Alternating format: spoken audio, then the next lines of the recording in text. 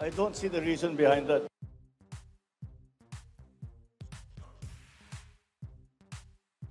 He doesn't need my assurance. She knows that. She knows that.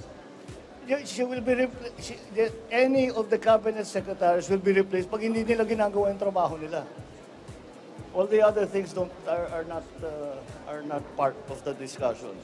Pag hindi na kaya, nagkasakit, sabihin mo na, o di papalitan ka namin. O hindi talaga marunong, o corrupt, di ba? Tatanggalin ka talaga namin. Hindi naman ganun si Inday eh. Hindi ganun si Inday, Sara.